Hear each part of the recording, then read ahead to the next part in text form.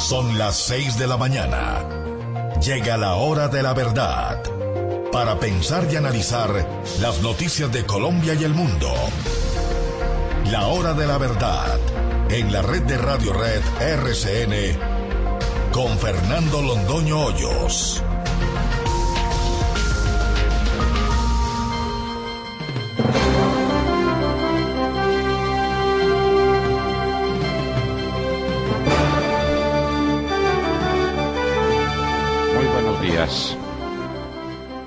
Son las 6 de la mañana de este viernes 11 de abril de 2014.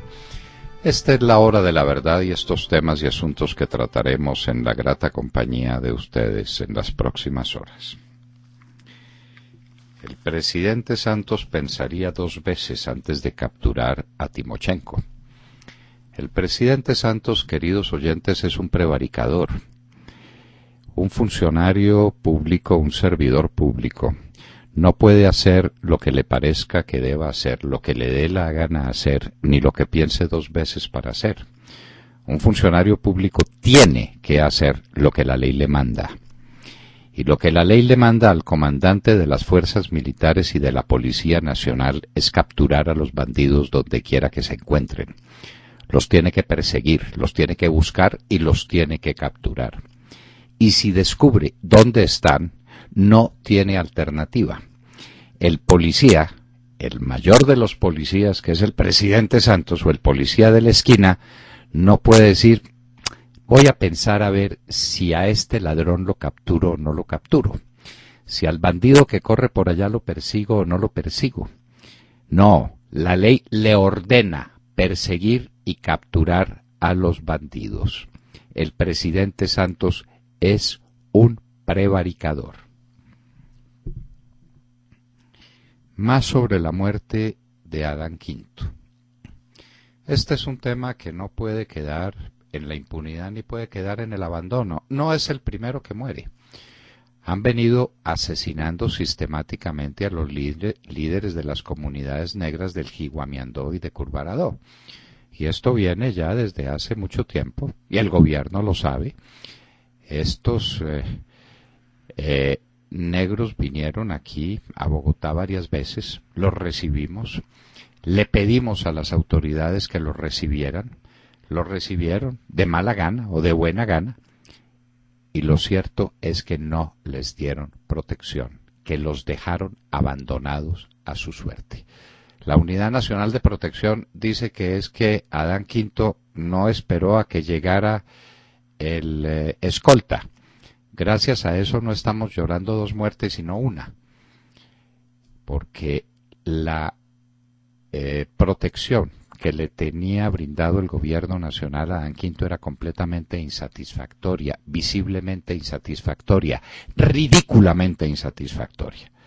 Un hombre perseguido por las FARC, con el empujón de la Comisión Intereclesial de Justicia y Paz.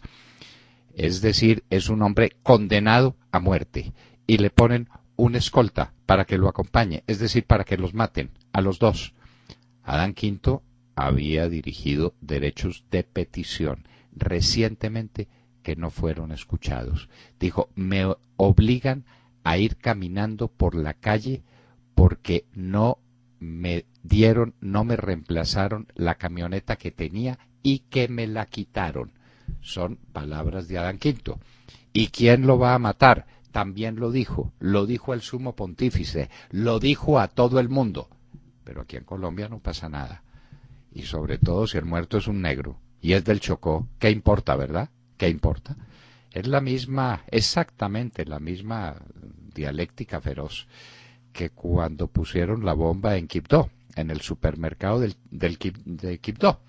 4 muertos, 17 heridos, pero si es en Quibdó, no vale la pena, no vale la pena. Es la misma lógica terrible que se tuvo frente al último de los acontecimientos de Tumaco. En Tumaco pasa una cosa un día y al otro día también. Pues una granada el día de la marcha de las víctimas, con 12 heridos, no 7 como alguien dijo, 12 heridos, pero pudieron ser 12 o 7 o 1, y no pasa nada. no pasa nada. Como es en Tumaco, que siga pasando. Aquí estamos en campaña, tapen, tapen, tapen.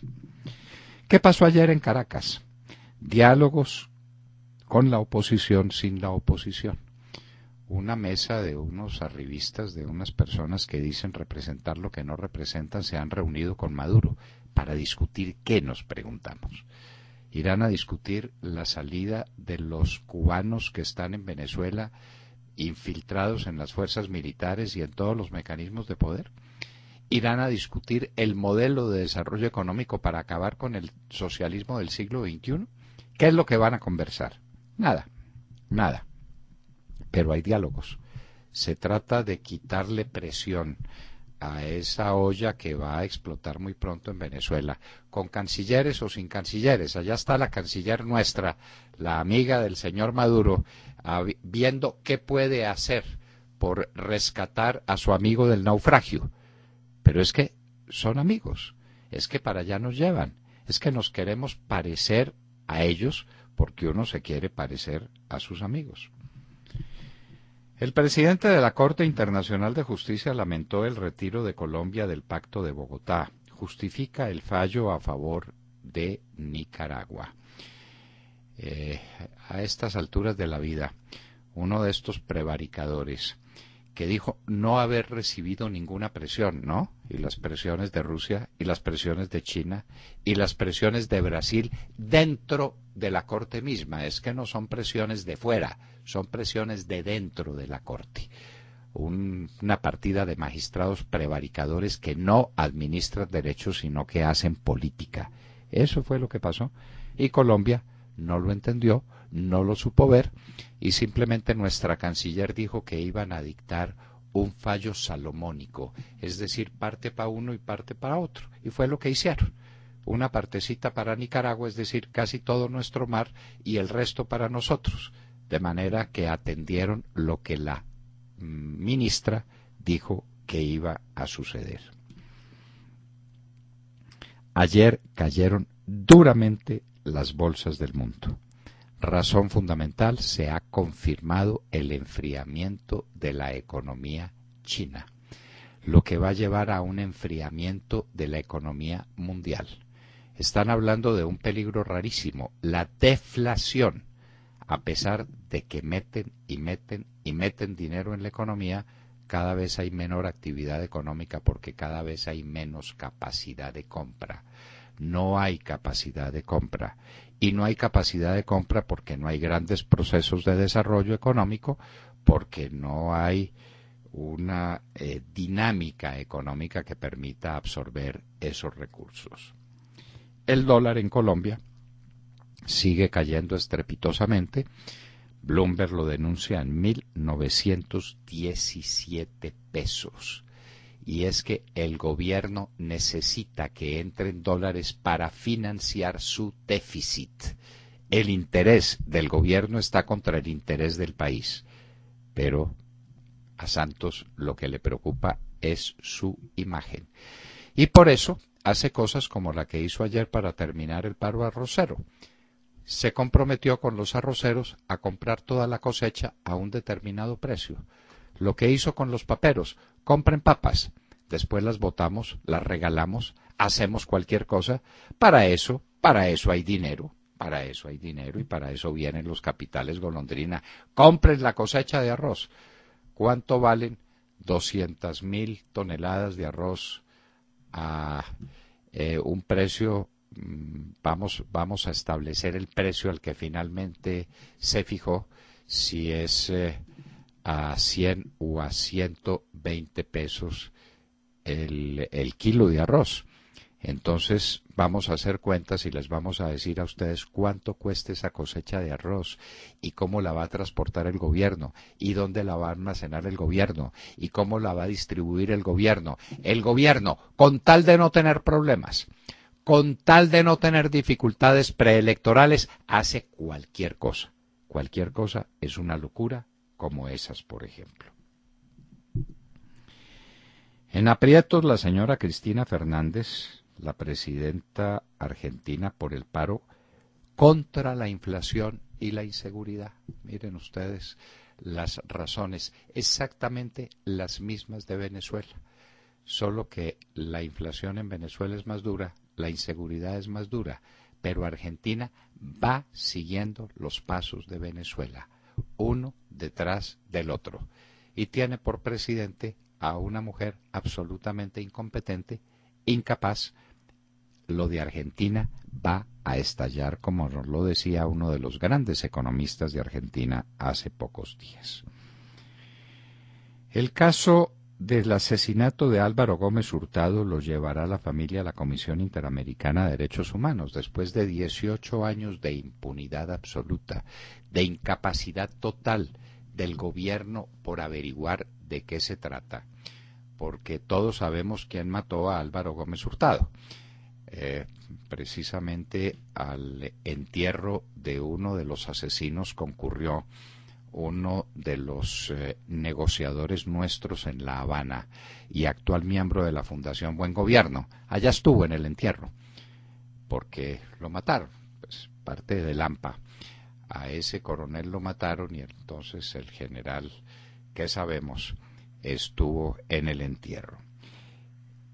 No le quedó más remedio a la familia de Álvaro Gómez Hurtado que llevar el caso a la Comisión Interamericana de Derechos Humanos, que seguramente no hará nada tampoco, porque se trata de un líder de derecha, y allá no atienden sino a los líderes de izquierda, no pasará absolutamente nada.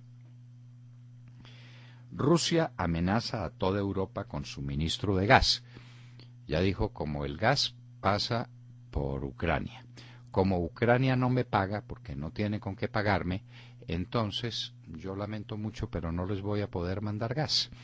Es una extorsión, es ponerle el cuchillo en el cuello a la Unión Europea para que pague todo el gas de Ucrania y para que se someta a los dictados de Rusia, porque en el mundo el que manda es el señor Putin.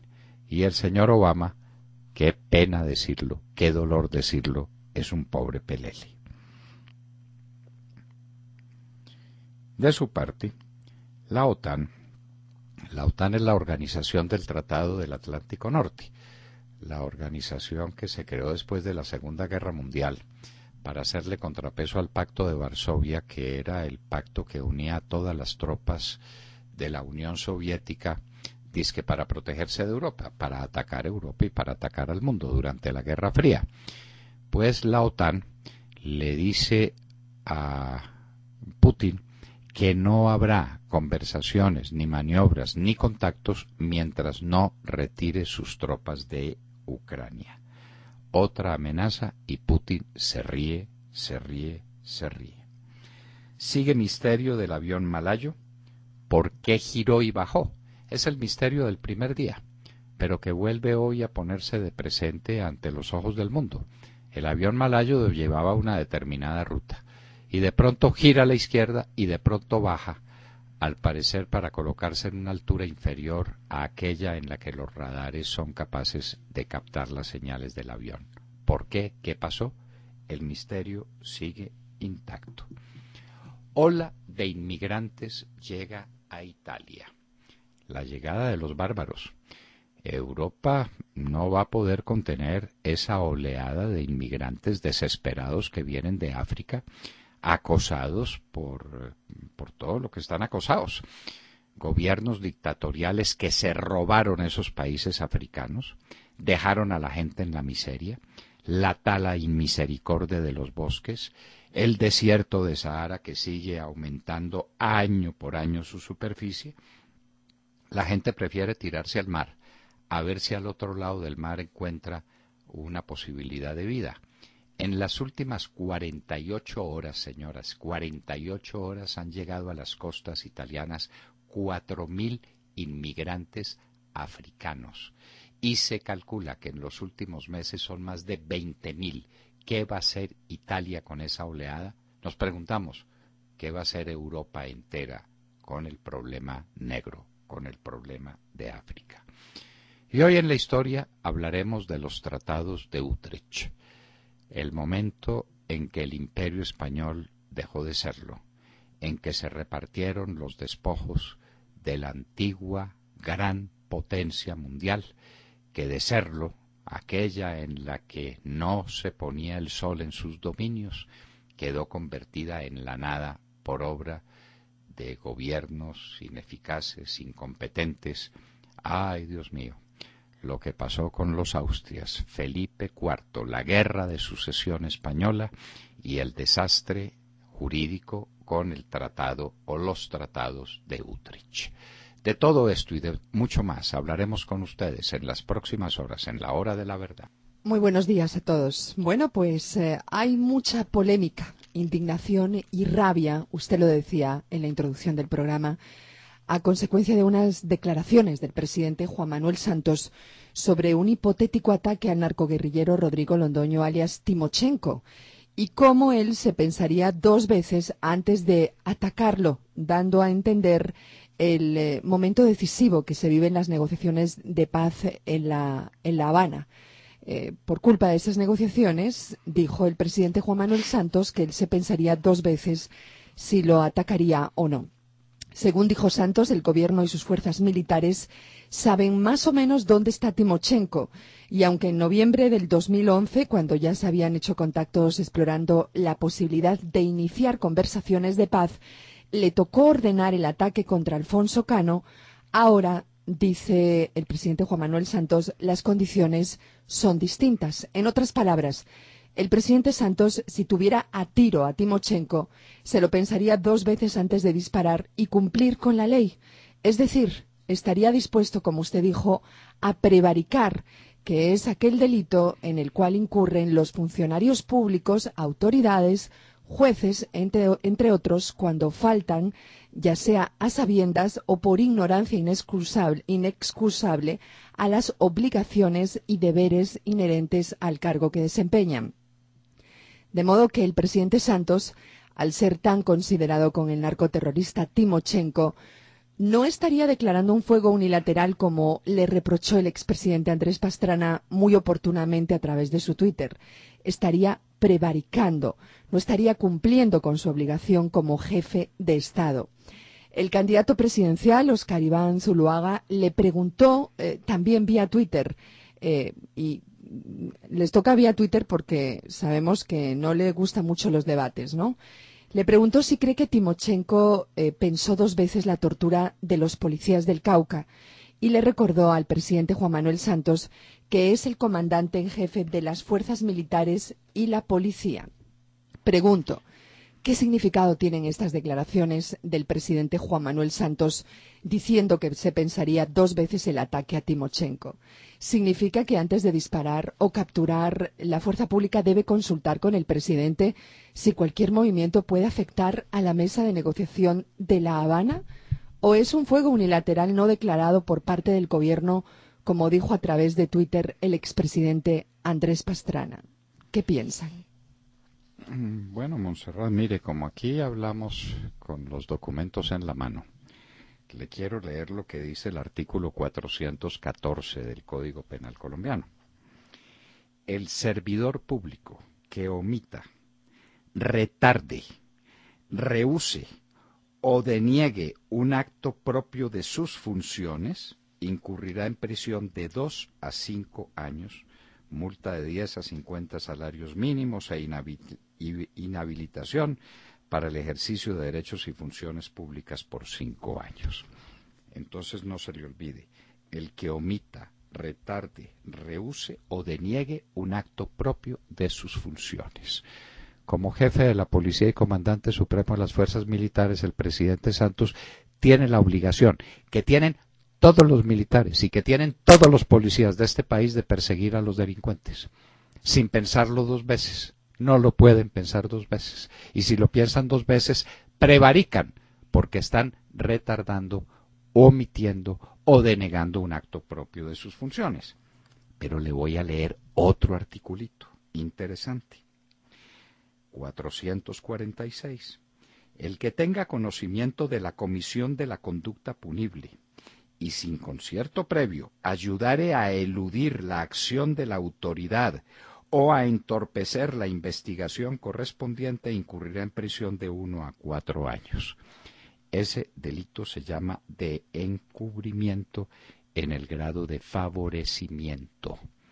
aquí están ayudando a que un bandido como Timochenko, uno de los más siniestros bandidos que el mundo conozca, pueda eludir la acción de la autoridad o de esa manera se entorpezca la investigación. Porque obviamente el dicho de Timochenko en una indagatoria sería importante para las investigaciones enormes, continuas, que están vigentes. Y es que, Montserrat, contra Timochenko hay sentencias ejecutoriadas que se tienen que cumplir y hay que meterlo a la cárcel. Esas sentencias están suspendidas para el caso de los plenipotenciarios que están en La Habana, pero los que están aquí lo están haciendo a su propio riesgo y tienen que enfrentar la acción de la justicia. Y el presidente Santos, cuando dice que lo pensará 2 veces, está cometiendo delitos de prevaricato y de encubrimiento. Es un delincuente el presidente Santos. Duro decirlo, ¿no es cierto? Pero además... Bueno, pero es la ley lo dice, no lo dice usted. Por eso, Sí. pero es que además, Montserrat, ¿cómo le parece el escándalo y la desmoralización para la fuerza pública? Los soldados, ¿hoy qué hacen los soldados? ¿Salen a perseguir a los bandidos? ¿Salen a perseguir a los de las FARC que pusieron la bomba en Tumaco y que asesinaron a Adán Quinto y que están cometiendo las atrocidades que cometen todos los días? Dirán, no, espere un momentico, si el presidente lo piensa 2 veces, pues yo lo voy a pensar 3. A ver qué dice el presidente cuando acabe de pensar. No, los funcionarios no tienen que pensar en el cumplimiento de sus deberes, tienen la obligación inmediata de cumplirlos. ¿Sabe cuántas órdenes de captura tiene Timochenko? 117. Bueno, quiere decir que está violando 117 órdenes judiciales que tiene la obligación de cumplir, sin pensarlo 2 veces. No sea prevaricador, presidente Santos, y no cometa la atrocidad de escandalizar al pueblo colombiano con un acto de esos. De aquí en adelante la gente puede decir, pues si el presidente piensa 2 veces en el cumplimiento de sus órdenes, yo voy a pensar 2 veces la obligación de pagar impuestos y la obligación de portarme de esta o de aquella manera. Pensémoslo 2 veces. ¿Cómo le parece? Pues eso es una lógica aplastante, pero sí, eso un sí. acto corruptor, Montserrat, es un acto corruptor de la sociedad colombiana.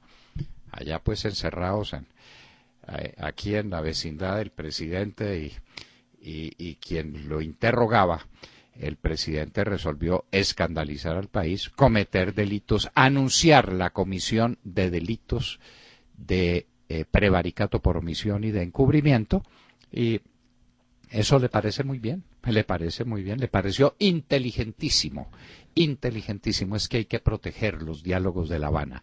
Bueno, pues de aquí en adelante Nos recuerda un oyente, doctor Londoño, que ya lo hizo con Fabián. Dice un oyente que firma como del Sur, pues, y tiene toda la razón este oyente. Ya lo hizo con Fabián. ¿Y qué tal con el sargento? ¿Y qué tal con el sargento Pascuas? Que estaba enfermito y en lugar de capturarlo para que pagara por sus delitos y respondiera por ellos, lo mandó también a Cuba. ¿Igual? ¿No se acuerda? Sí. Claro, bueno, claro. Muy bien. Que esto es prevaricato encima de prevaricato, encubrimiento encima de encubrimiento. El presidente Santos viola la ley colombiana, se burla de los colombianos e incurre en una conducta escandalosa de omisión de sus funciones y de corrupción de la conciencia cívica de los colombianos. La ley no se debe cumplir, sino que uno lo piensa 2 veces. Hágame el favor. William Calderón. Doctor Londoño, buenos días Colombia, gracias por invitarnos a sus hogares y a sus vehículos. Hoy es viernes 11 de abril del año 14. El presidente, con el anuncio hecho por el presidente Santos de demoler las ollas del microtráfico en todo el país, el presidente candidato pretende darle solución definitiva a esta situación que hizo metástasis en las principales ciudades de Colombia. Santos había hecho un primer intento cuando en compañía de su guardia pretoriana visitó el Bronx bogotano el 1 de abril del año 13, oliendo unas pacas de marihuana. Allí anunció una lucha frontal al comercio ilícito al decir que se ha puesto fin a la fábrica del crimen, que operaba en el sector conocido como el Bronx.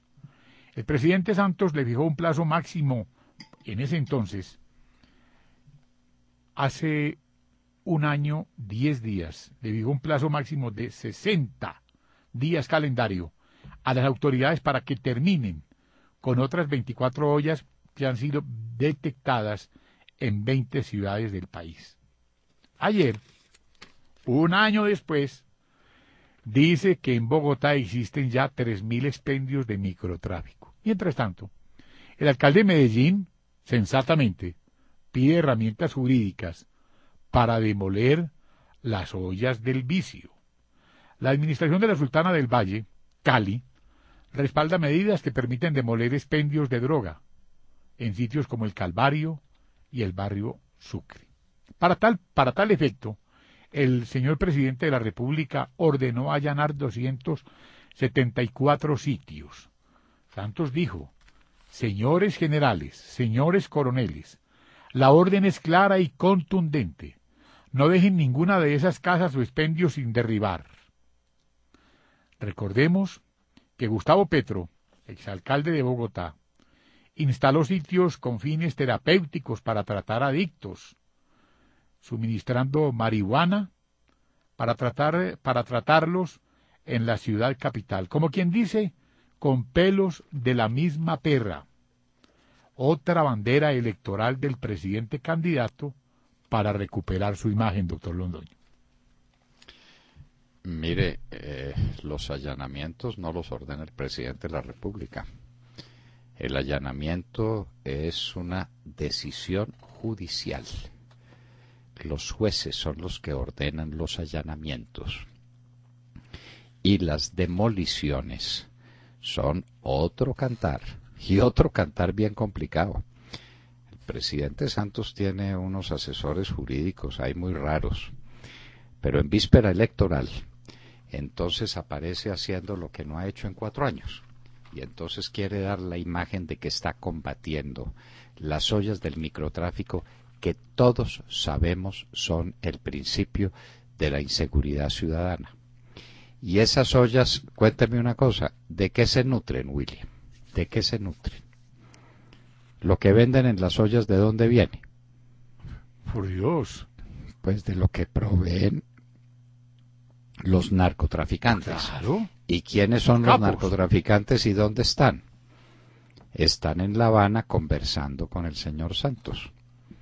Entonces, ¿en qué momento lo que él tolera, admite, en unos diálogos de paz con unos bandidos narcotraficantes, se vuelve ilegítimo y se vuelve materia de unas decisiones que no le competen al Poder Ejecutivo sino al Poder Judicial?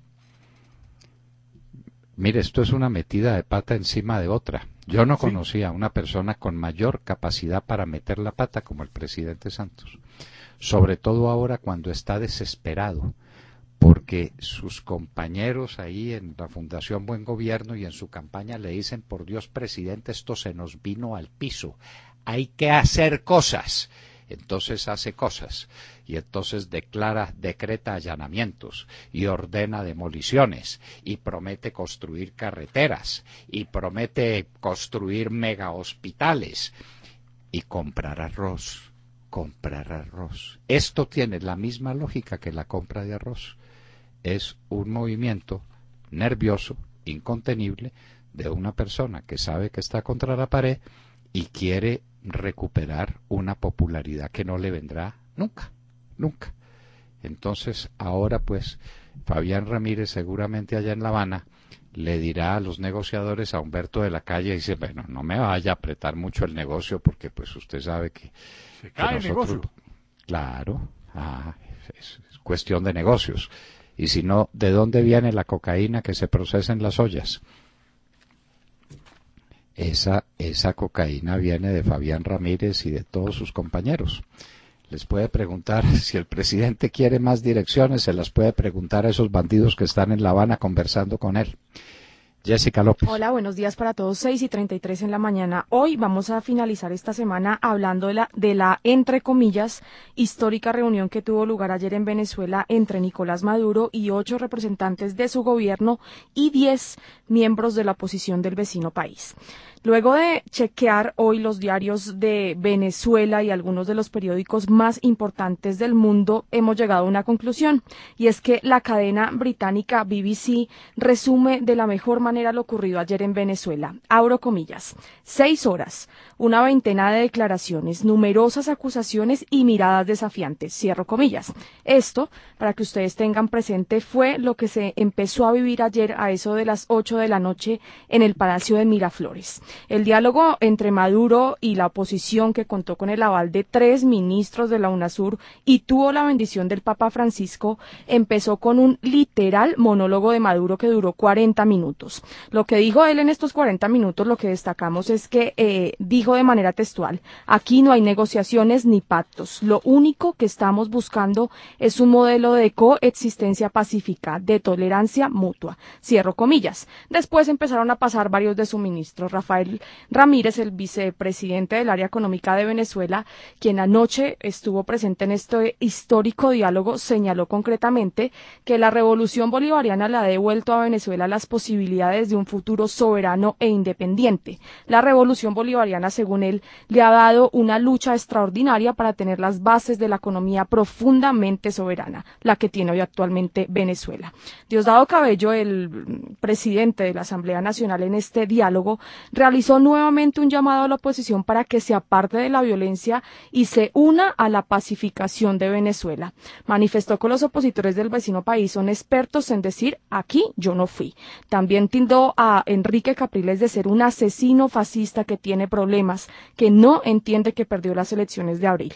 Y ya que hablamos de Capriles, para terminar esta noticia, hay que decir que el representante opositor que estuvo presente ayer en el Palacio de Miraflores dijo concretamente ayer que al país se lo está tragando la inseguridad, la criminalidad, los problemas económicos, y también indicó que el país está planeado, como está planeado, es insostenible. El próximo encuentro de estos famosos diálogos será el próximo martes.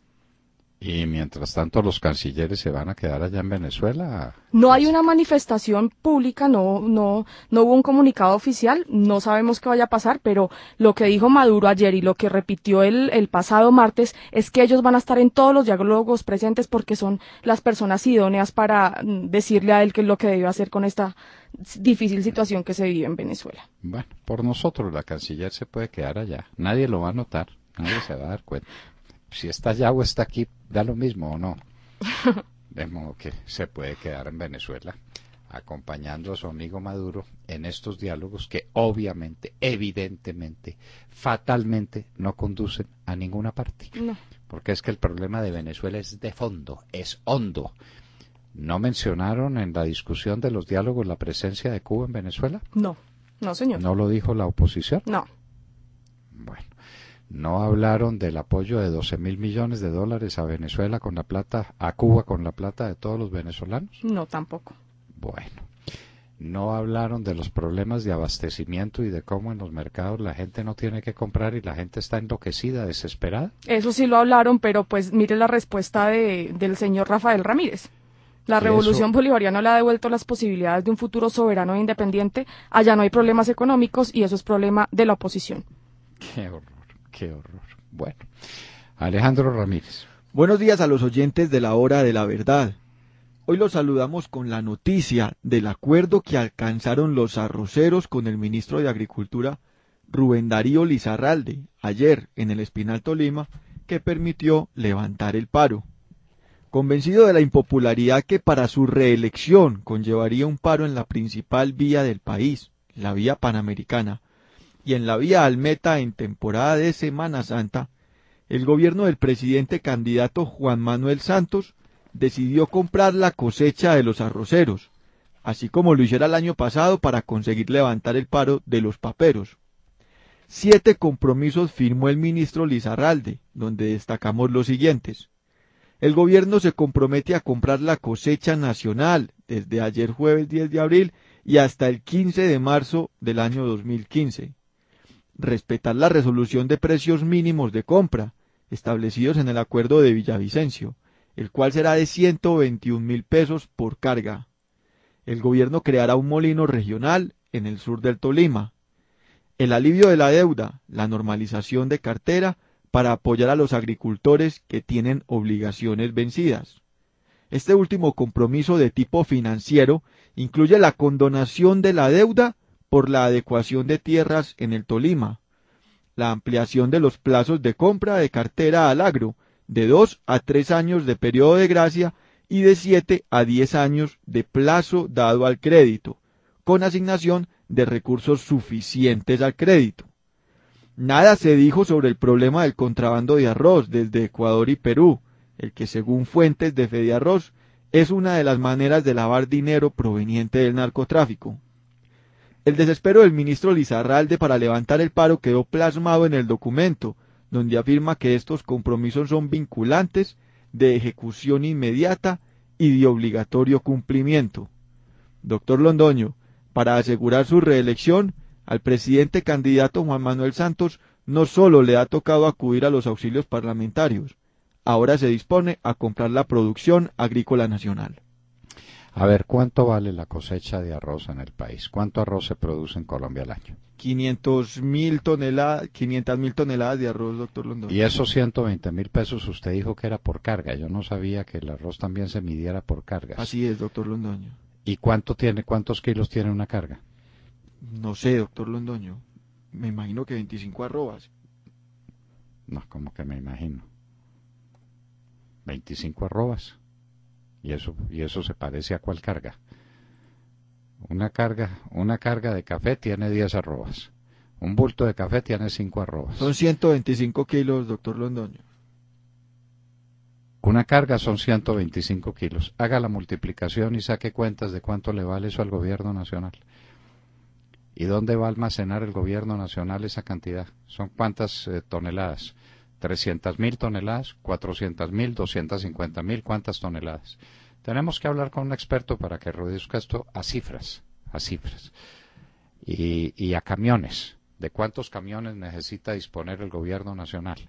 ¿Cuáles son los lugares de almacenamiento que tiene? Y una vez que recibe el arroz, ¿cómo lo vende? ¿Cuál es la fuerza de ventas que tiene el ministro Lizarralde para salir a vender 300.000 toneladas de arroz? ¿Qué son unos locos? Sencillamente son unos locos. La orden de Santos fue clara. Me arregla el problema arrocero de cualquier manera. Después vemos ahí sí cómo arreglamos las cargas en el camino. Pero entonces se fue y le dio a los arroceros gusto en todo, pero comprando el arroz. A ver cómo lo va a comprar. Y si el arroz sobra, porque la cantidad de arroz que hay almacenado es inmensa, y por eso los arroceros se fueron al paro, porque no hay quien se los compre, ¿qué va a hacer el gobierno con ese arroz? Muy bien. Ese es pues el desastre de un gobierno desesperado, destruido por las encuestas, que trata de hacer estas cosas. A nosotros nos parece maravilloso que se arregle el problema arrocero, sobre esta base, por Dios, de que el gobierno que esto se convierta en un mercado monopsónico. El monopsonio es cuando hay un solo comprador. Monopolio cuando hay un solo vendedor, cuando alguien domina el mercado por ese lado. En el monopsonio hay una sola persona que compra. El único que compra es el gobierno. Vaya, compre 300.000 o 400.000 toneladas de arroz. Ya averiguaremos de qué estamos hablando, de qué cantidades estamos hablando y qué compromisos asumió el gobierno en su desesperación de ayer para que le levantaran un paro. Se lo levantaron. Y entonces a los cafeteros habrá que darles gustos también antes del 28 de abril. El país, por cuenta de las encuestas que tienen acorralado al presidente Santos, se acabó, se liquidó. Y en un minuto estará con nosotros un líder negro, un abogado distinguido, un luchador, Darío Blandón, quien nos contará qué es lo que está pasando en el Bajo Atrato y cuál es la situación de la gente de su raza, de su color, la gente perseguida, la gente humillada, que ha visto con espanto este asesinato de Adán Quinto. En un minuto, Darío Blandón estará con nosotros en la Hora de la Verdad.